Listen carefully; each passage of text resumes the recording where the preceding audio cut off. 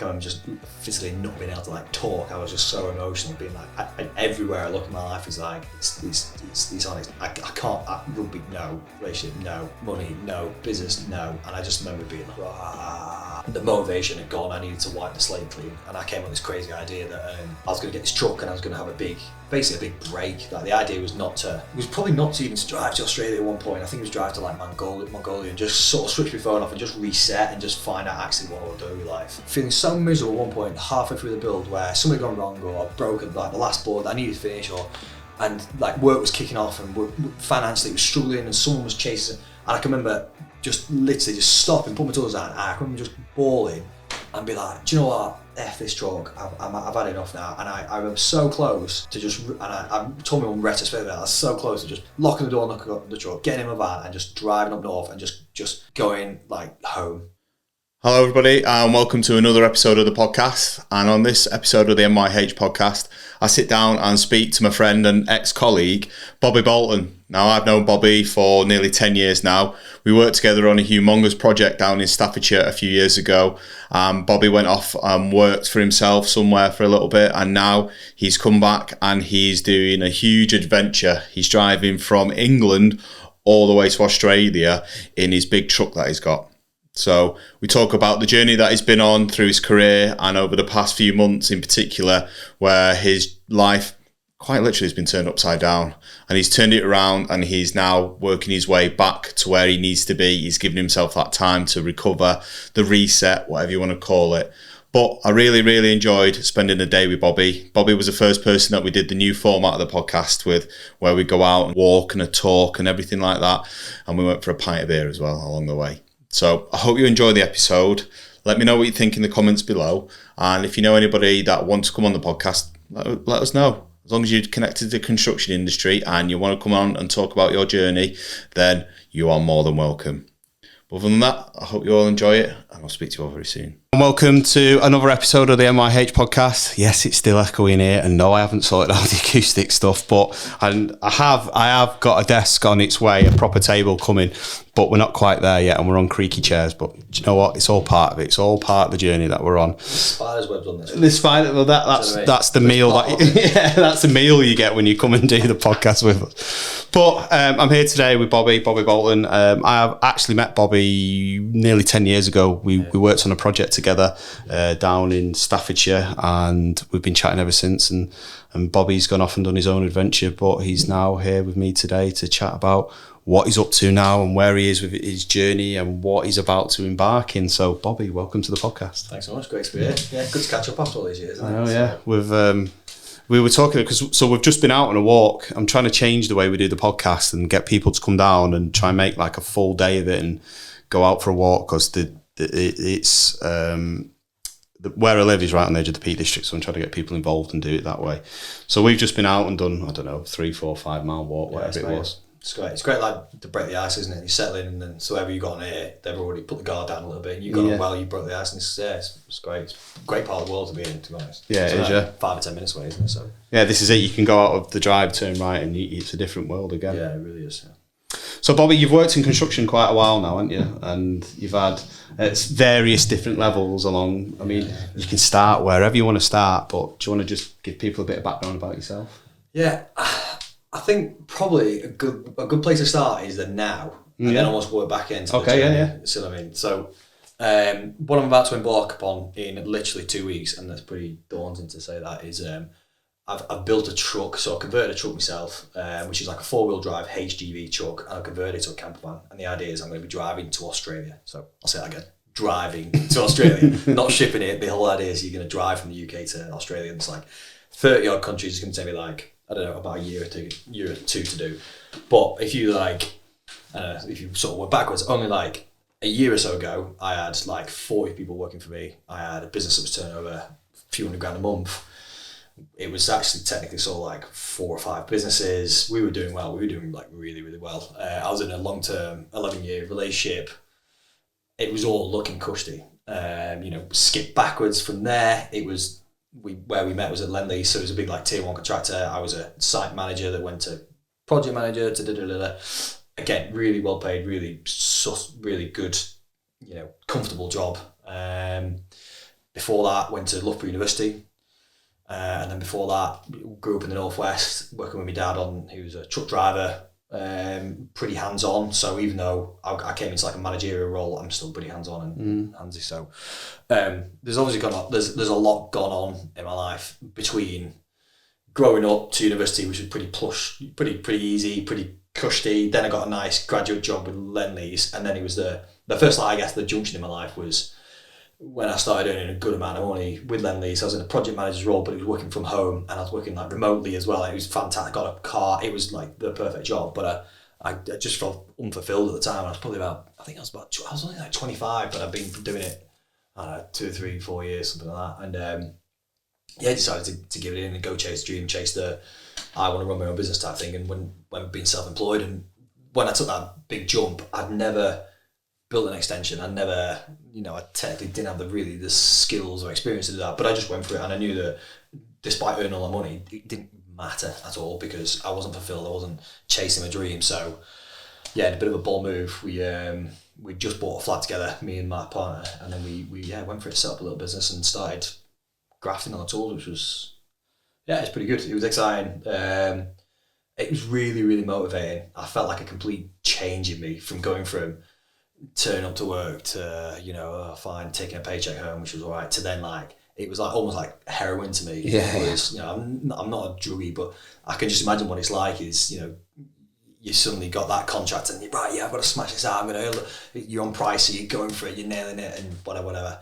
And then we grew from that. So it was just me on the tools with one other guy, like labourer, and then that turned to like 2, and then it turned to 4, turned to 6, and then suddenly it was a couple of sites at a time. Then we got an office, and then and we were just saying, like, on the walk, and then a couple of minutes ago we were saying, where do you stop with that? Where's the sweet spot? And it is impossible to find. You can't ever find the sweet spot in advance. It's almost like in hindsight, I think you have to find that sweet spot because you've got to make the mistakes. You've got to go either too small, too big, too wrong direction to then go, actually, at that point in time, that's where we were at our sweet spot. So we in hindsight, we probably chased it a little bit too hard, but I also think we've been bitten by the downturn in the economy because we were our strongest just after COVID. I guess like a lot of tradesmen out there, we were inundated with work. So we were building we had about 6 or 7 individual projects on at the time, and they were all like £2 million new builds. They were big contracts. We were going to be making a load of money, and then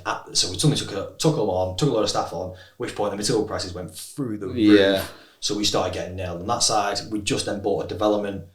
So we bought like a barn that we wanted to convert. So we started developing, but then the material prices went through the roof with that. So then we were trying to deal with all this. And then, I can remember at some point just being like, geez, like, what have we taken? We've created this monster.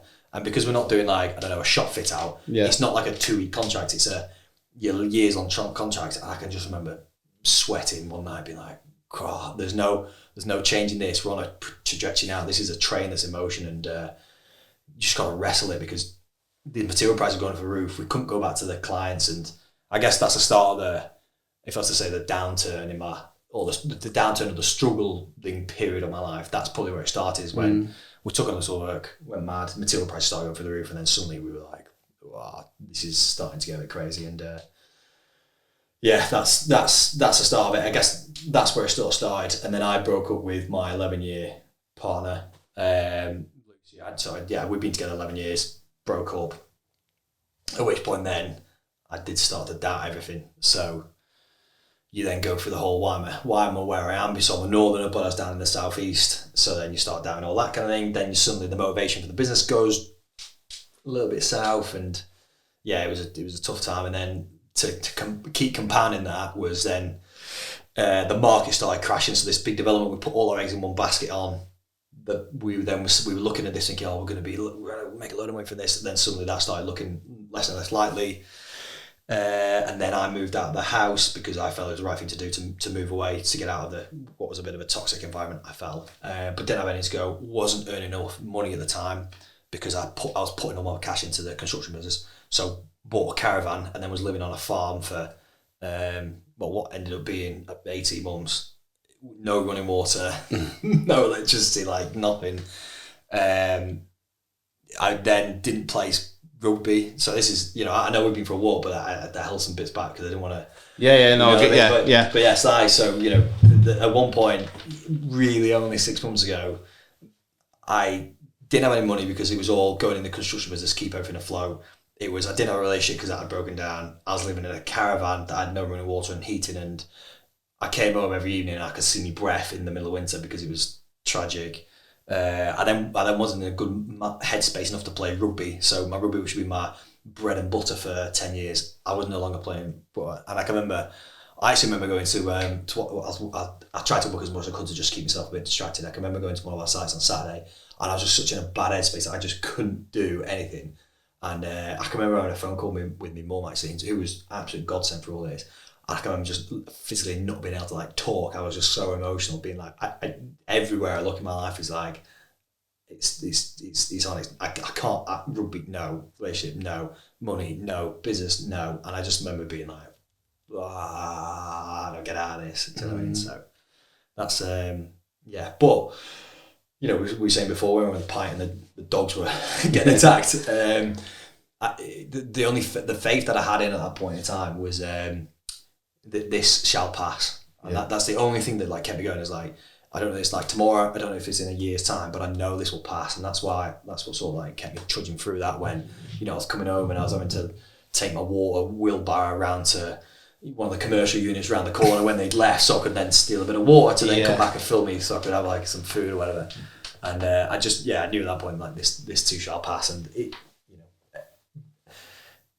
almost feels like I've almost gone from rags to riches in 3 months, and there's no riches now, but that's sort of how it feels. And the fact that the way I decided to get out of this was, do you know what, the construction business is not the future for me, because the motivation had gone. I needed to wipe the slate clean, and I came up with this crazy idea that I was going to get this truck and I was going to have basically a big break. The idea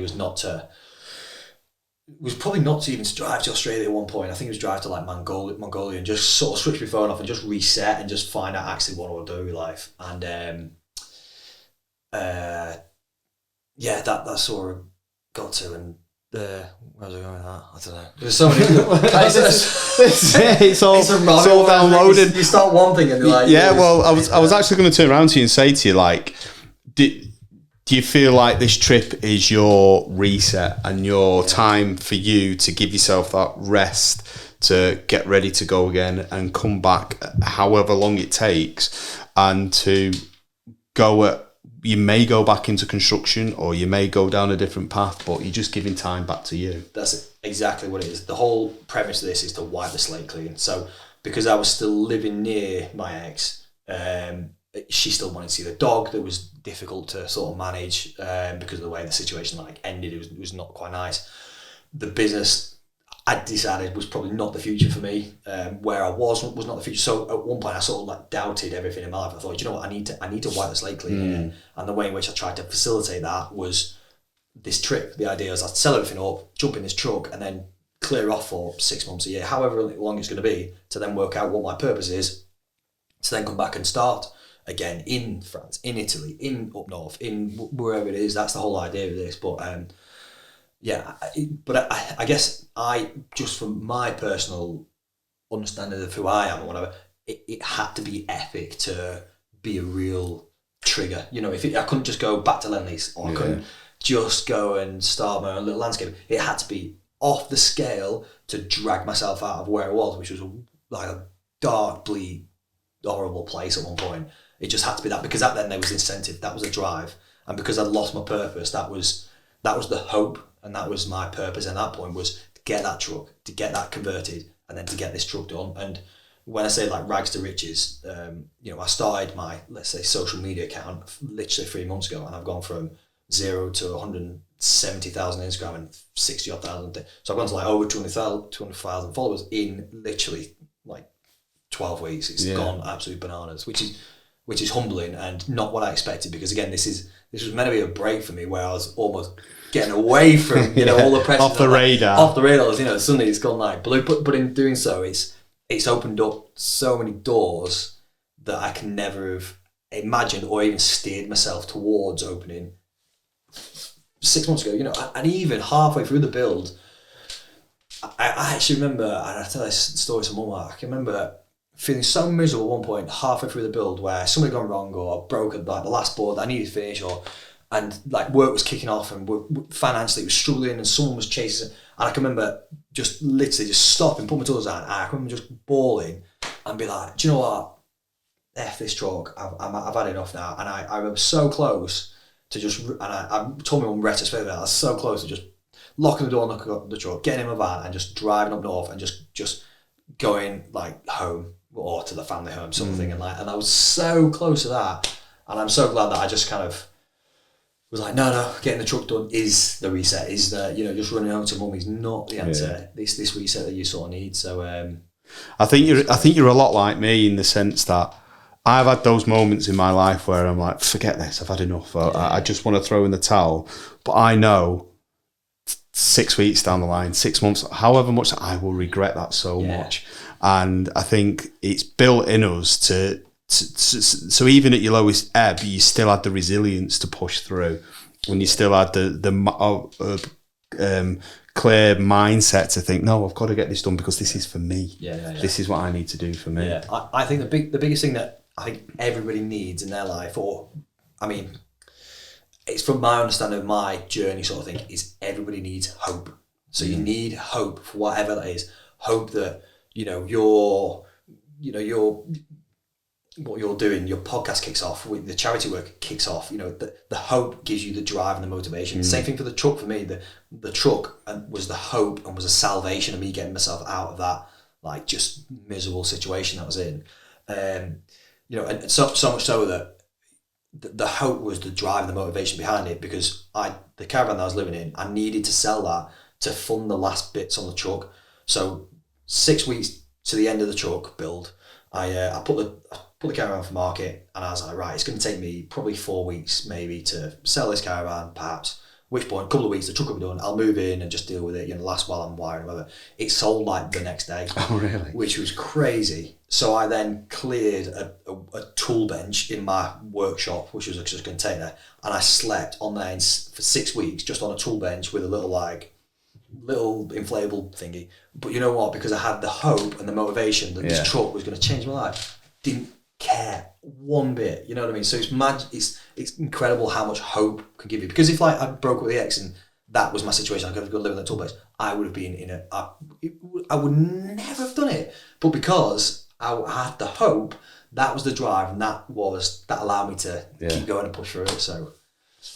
Now you're living proof that if you set your mind to something, you really can achieve whatever you want. Anything. I say to people all the time, like, don't let who you are now stop who you could be tomorrow. Yeah. Like, it's so important that, I'm just a builder. I'm just whatever. Doesn't matter. I'm just a builder, and yet here I am doing massive money deals now with big manufacturers on this truck to this. Do you know what I mean? And it's only because I've allowed myself to think that. I've got that positive mindset, and I can pull this off, that I'm pulling off. If I just thought, I'm 100, I'm just a builder, I don't know what I'm doing. No, you got to just go in and attack it and be positive about it. And you can honestly, you can pull. We're in the 21st century. You can go live where you want. You can just do what you want. Don't let that stop you. This is like we spoke on the walk out today, that we seem to be both big believers that everything happens for a reason, and if you hadn't gone through the downturn within the business, and you hadn't gone through the relationship breakup and all the other bits that had gone on, you'd probably be on a site somewhere down in the southeast slogging it out somewhere. Yeah, massively.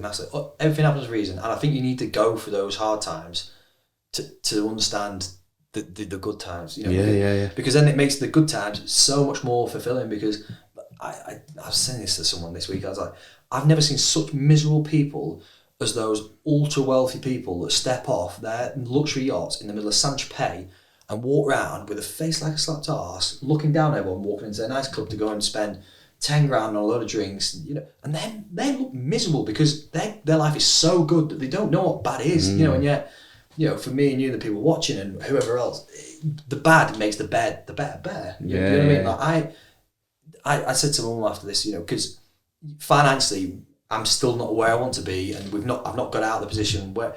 But I said to her, I don't care if I come out broke after all this, because this truck is so hopeful and give me so much that I'm I'm after it, and the drive and it's giving me it. It's properly giving me it, which is amazing. So. Yeah, definitely. It's giving you that new purpose in life, which you can then drive forward. And like we've said, you haven't got a time scale. You haven't got anything. It's going to take as long as it takes, and the adventure is going to be the adventure all the way along. And then when you do get to Australia, let's see what happens when you get there, and you just keep going. If it works, it works. That's the best thing. I can't think too far ahead because I'll spoil the now. You know, we're talking about that, like living for the moment and living for the joy, not the happiness, which is a destination. You know, and that's what this. Everyone's like, when are you going to get to Australia? When are you going to? And it doesn't matter. I honestly don't care when I get there. I don't care how I get there, who I'm there with. It doesn't matter. You know, because it's the process and the journey and how it's going to change me as a person along the way. And I hope that then springs me onto a better life for the rest of my life. Whatever that be, it doesn't matter. I don't care if I'm a bricklayer, a joiner, a manager, a content creator. It doesn't matter, you know, because I've made that decision and this is the best thing for me right now, and don't think too far ahead because you'll never get on with whatever you're doing. So. Yeah, so like going back a little bit, when you were in that dark time and you did feel like giving up and like you were going to ring in your mum and speaking to her, did you ever get to a point where you thought there's no point in going forward? There's no point in doing anything. I don't want to do anything. I'm not achieving anything. And what have I got to do to get myself out of this situation? And like you said before, didn't you? Like no matter which way you looked, it just felt hopeless. Yeah. Was apart from the truck, was there a time where, or what was there a technique that you used to pull yourself out of that? Christ, it was a proper bleak place, and it was a lonely place because I think when you're in that place, you cut yourself off from socialising. I did. I had a big social group from rugby, and I felt like I was a miserable git, and I was like, I don't want to go social. I don't feel like I'm ready to do so.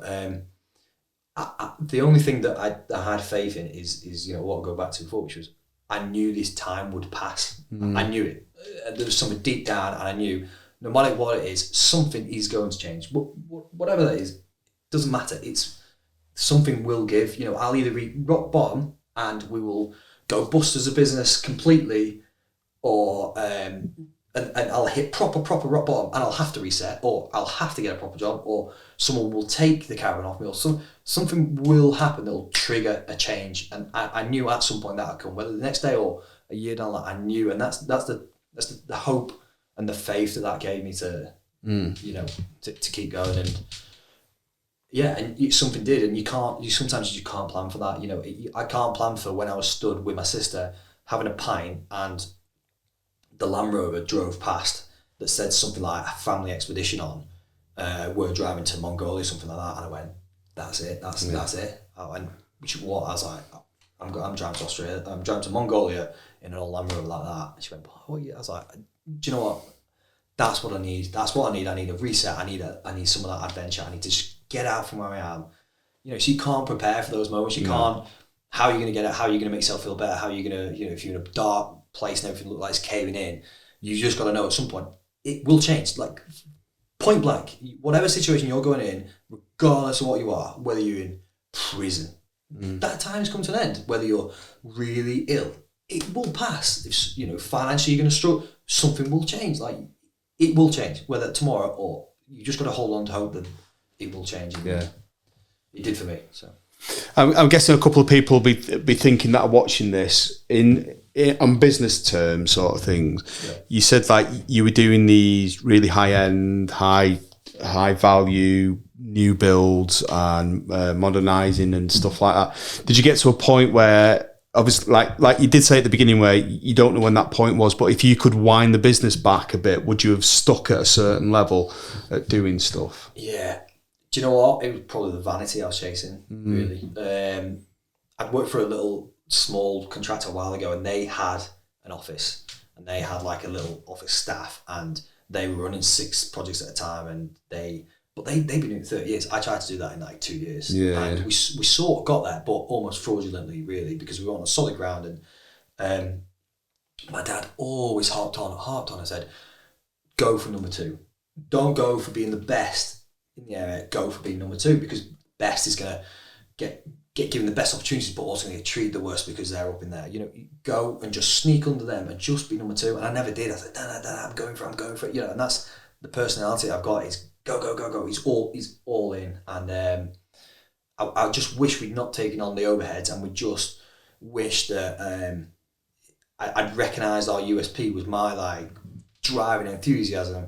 I wish I'd recognised that slightly earlier so that we could just kept at that sweet spot that I was doing a bit on the tools, keeping bouncing across a couple of sites. And when we were doing 2 or 3 sites, and I was half a day on the tools, helping out a few sites, then a bit of paperwork and all, tending it. We were nailing it. We were properly nailing it. And yet then suddenly when I came off the tools, the dynamic changed. The lads put the feet up a little bit. We got a little bit too much work. We got a bit fatty. We then weren't quite as efficient. Too much risk. Blah blah. And that's that transition from. I got a bit complacent. Probably I got a bit complacent with it, thinking, we're laughing here. But actually, when you're a little business like that, complacency kills it instantly, and it killed us over 12-month period, and then yeah. Do you ever have any bad jobs that you can think about now that probably we shouldn't have taken that on, and it took us too? You don't have to go into detail, but was there certain jobs that you took and you're like, God, I wish I never took this on? One of the things that I did, which was not right. I mean, it's not a business. Was when we started off doing little extensions. Then he went to refurbs. Then he went to full house refurb with extensions. And at that point, we started getting the sniffs of new builds. And when you're a little contracting build, as soon as you get the opportunity to little new builds, it's this is it. This is the Premiership. So we deliberately were pricing them a little bit cheap to make sure we got them, because then what we said is, look, this is the next phase. We're going into the first of our new builds here. Let's say there's 3 or 4 of them. Price them cheap so we can demonstrate our capabilities to then the next wave. Never happened like that. Never happened. We were too cheap. Then we didn't do a good job because we then realised, oh my God, we're either breaking even or we're losing a little bit of money here. We just need to just do the best we can do, but really we were doing not the service we do, which meant that we weren't getting the next round of opportunities. And we should have. Yeah, but I think again, taking on too much staff, I absolutely prioritised keeping everybody busy. So I didn't pay myself a wage for 2.5, 3 years at all. Didn't pay myself a penny, and my partner really supported me through all that because my priority was keep everyone going. Whereas actually, no, I should have been paying myself from day one to make sure it was stable and I was incentivised. And yes, the lads are important, but don't take on all the lads. We're talking about electrician and a mate and this and groundwork, and no, you don't need to take on the world. Just being the number 2, finding your sweet spot and being really good and really efficient at what you do is just as good as having all the nice vans driving around in all the nice new builds. Because it's a bit of a fraudulent situation that we found ourselves in, I'd say. Yeah, definitely. I think people can get sucked into that image that is portrayed, and because I've had a few people on the podcast say I want 16 vans on the road, I want this, that and the other. I don't think people realise the headache that goes into just keeping people going and keeping people moving. And you have one little thing that falls down, somebody rings in sick, which then delays the plasterer, which then delays the electrician, and then blah blah blah, and it's a huge knock-on effect, and then that can lead into changing your mindset on stuff. And I think, like you said before, it's this time will pass, and it can sort of work in reverse. I think with businesses, learn to be patient. Yeah. Learn to be patient and don't overstretch yourself. And I totally get it that if you get these opportunities, we can't turn these opportunities down. But I think the hardest part of business is learning to say no in the correct way. Yeah, you're right. Yeah. Because I think, like I say to a few people, that you're obviously busy. So I know somebody who's an electrician and they're flat out all the time, but they never turn up when they're meant to turn up. And They when they turn up, they do a brilliant job. They really do. But it's getting them there. And I say to them, look, people have got this reputation, or people know not to ring Bobby because he's great at his job, but he never turns up when he said he's going to do it. But it's better to turn around to him and say, I can't quite do that job this time because I'm too busy, but I can do it at this date. Can we make that work for you? No, it doesn't work this time. All right, sorry, can you remember us for the next time? And people will always remember that because one, they know where you are. You're not putting excessive stress on yourself, and you're not messing people around. And then they might turn around to electrician number 2 who never turns up and never does this and never does that, and they go, "No, I'm not using him because he doesn't do that." Well, let's give Bob a ring because he told us last time he couldn't do it, but he might be able to fit us in for this job. Yeah, definitely. We were sacrificing our like customer service, I guess, because we just took on too much, and then we come to the end of the job and you're trying to hand over and move them in and this, that, and the other, but we're so busy elsewhere, and that wasn't a priority, and retention, they're never going to pay us retention. So then suddenly, like, we had all these jobs sort of not going wrong, but not going as best we could, and it's a shame. If we'd just taken like 1 or 2 less on, we could have been 20-30% better, probably 20-30% more profit in them, and done so much better and led to more work at the end of it. But we didn't. We just chased the volume really, and the because fans on the road. I worked for myself for a bit, and I got to a point where I had too much work on. Or no, I had too many jobs going wrong, and then I was trying to fund those other jobs with the jobs that were coming up.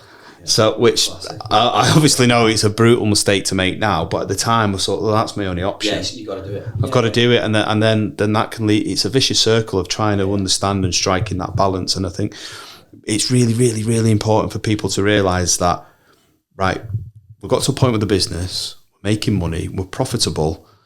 Do we need to grow? Do we need to take that extra stress on? Yes. No, we don't. Right, we can step back and it'll come round again. And enjoy the moment of that success. Do you know what I mean? Like, I would have given anything right now to be sat back 3 years ago when we were going well. I was getting stuck in, and I was off on the tools, and just say to you, Bobby, hold on a minute, enjoy now. Just lap it up right now. You know, you've got everything ahead of you. You're doing really well. The business is earning a bit of money. It's quite a comfortable, nice position, and it's making you really happy. Enjoy this, mate. You know what I mean? Because it might go really well, it might go really wrong for you. I'm not telling you what's going to happen, but just enjoy it, sort of thing, you know, because like we were saying, we're always chasing the next thing and chase. Whereas actually, if I just kind of maybe enjoyed a little bit more, perhaps the relationship that I then lost, perhaps we wouldn't have done so, because I would have just gone, you know what, everything's going a little bit all right, I'm going to put some more effort in the relationship as opposed to what I do in the work.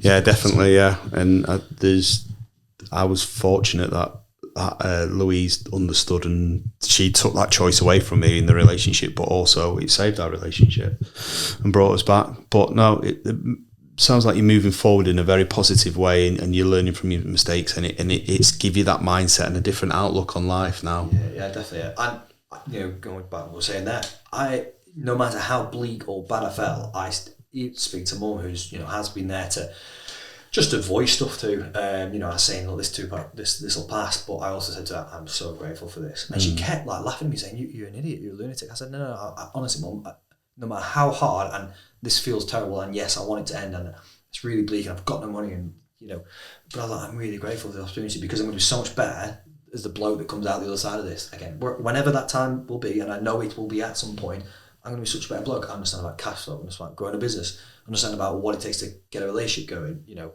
I understand about how to get myself out of these bleak places. You know, I don't know that now, but I will do, you know what I mean? And that's what I am genuinely grateful for the bag things. You know, so if anything is going bad for you, it's just going to make you so much more of a better person than, you know, Tommy down the road is driving Range Rovers and nothing got wrong to him. You're much better bloke than he is. You know, yeah, definitely. So I guess, why a truck and not a Land Rover then? What changed it? This is cool, isn't it? This is cool. Yeah, I've always been into Landers and four-wheel drives, but Land Rovers are terrible. Well, to be fair, I do compare driving this truck to an old, like, 80s Land Rover. It's terrible. But it's the space it gives you. Because there's people that do travel with these Land Rovers, but they're like, they've got slide out little beds and they've got it. And I just thought, you know what, if I'm going to be in this is going to be my house now, it's got to be something big, it's got to be something cool. And it's really unique as well, which I think has done well. You know, if I was just going to go and ride around the country and be like a motorbike, it's not capturing the imagination. So I think that's partly why it's doing so well. It's this big, garish sort of bluey, purpley truck that shouldn't have been blue or purple, by the way. I ordered grey with a tint of blue, and it turned out blue with a tint of grey. But as I was painting on, honestly, it was pink. Was it? There's a video of me painting, and I started painting for like 2-3 minutes, and I stepped back and go, geez, and I actually stepped down and stopped recording because I was like, what have I done here? This is the wrong cut. Honestly, it was so different. But yeah, it's cool because it means like everything in the truck I've got like proper shower, I've got a proper king size bed, proper barbecue on the outside and table to work at, and Yeah, it's sustainable. That's what it wanted to be for me. It's sustainable, really. Yeah, because you don't want to be in outer Mongolia and you're like cramped in the back of an old... Exactly. In the middle of winter. That's the whole idea. All it is, I can just go for it now and not really worry about going to civilization. I take half a ton of fresh water with me, which will last me weeks off. I've got almost 700 litres of diesel, so I can just go off. And that's, I knew I wanted a proper adventure that was off the beaten track and to see new places and explore and really find myself and find other people at the same time. And that the truck is the best bit of kit you can get, because I can climb the steepest mountains, I can go off the beaten track for the longest period, and you can't do things by half measures. I've never done it. Starting the business was not half measures. You threw everything at it, and then same for this truck. As soon as I came up with the idea, and then managed to find the truck, you threw everything at it. You know what I mean? So. Yeah, because we were talking about tyres before and how much the corner is. It's like 1,100 quid a corner, isn't it? It is, yeah. It's eye-watering, yeah. But I am grovelling to the tyre manufacturer to try and sponsor me for tyres. So, do you know what? It's great though, because it's bringing so many people together in such a happy place. And from being in that moment where I was breaking down in tears halfway through the build, which was only, looking back like 6 or 8 weeks ago, I was in a real like almost giving up kind of place, to now nothing can do what you want. Do you want to meet? Do you want to be financially? Do the truck? I'll take on the world. Right now, I feel genuinely invincible because of just how much hope it's given me and pride, and and now I almost feel like I'm inspiring other people with the journey that I've gone on. It's not just me that I'm. I've won the lottery and I've got a load of money and I'm now buying a really expensive truck. I've built it, and this is me dragging myself out of a broken relationship and broken circumstances, and it's captured the imagination of literally the nation, it feels like. Yeah. It's so good. Yeah, definitely. You were saying that how you have to turn notifications off now because you're just overwhelmed by everything. Yeah, even like just coming from where I was before, I was at Channock to here, so it took me like an hour to drive here. I got spotted like 6 or 8 times on the way, and it's not like you're an idiot. It's all like lads hanging out of vans, big thumbs up, like go on, Bobby. So it's such a happy thing. Never expected that. Again, this was a break for me. This was me to chance to get off the beaten track, not to. Yeah, it's great. It's great. Honestly, proper happy place. So. Mate, it's brilliant to see. It's brilliant to hear. It's great. Apart from anything, it's great to see you. Yeah, it's been good to see you. I've had a really good day going out walking with the dogs. The dogs have got on. The beer was good. The crack was good. The weather's been outstanding. Oh, yeah. Thanks for that. Thanks for organising that. Yeah, no. Thanks for coming, and thanks for making the trip over and coming on the podcast and having a chat with us. But, mate, best of luck with everything. Thanks, mate. I think I need it. Yeah, you do, yeah. You've got my phone number. Give us a call. might not be a wait because of the time zone. But no, mate, outstanding work, brilliant. It's so good that you've come all this way and you've turned a bad situation into a good situation, and you're coming out the other side, and now you're off to have an adventure quite literally all over the world. Yeah, and what I think it's like something I like to get across is I've come from a really bleak place, living in a caravan, no running water, no money, everything going wrong, and I've now come to the best point in my life. I'm probably on the crest of my life at the moment, and that's happened in 12 weeks. And so that's how quick your life can turn around if you're in a miserable place right now. Literally, the flick of a switch, as long as you're open to it and you're going after what you're open and you'll take the opportunity and then go for it. It can literally, your life can change almost instantaneously if you're up for it and ready for it. So. Definitely, and have the drive forward as well. Exactly. There you go, that's another episode done. Thank you everybody for watching. I'll put all Bobby's details in the description below, and if you do spot him, give him a thumbs up and beep. You can't not spot him. It's massive. It's parked outside the house and it's taken over the road. But make sure you give us a follow and give Bobby a follow as well, and you can watch him on his adventures as he goes around the world. But let us know if you want to talk about anything in the next episode in the comments below. Other than that, thank you very much, everybody, and I'll speak to you on the next one. There you go. Spot on. Thanks, mate. Thank you. It was really good. Well, that's good. Perfect. 39 minutes. There you go.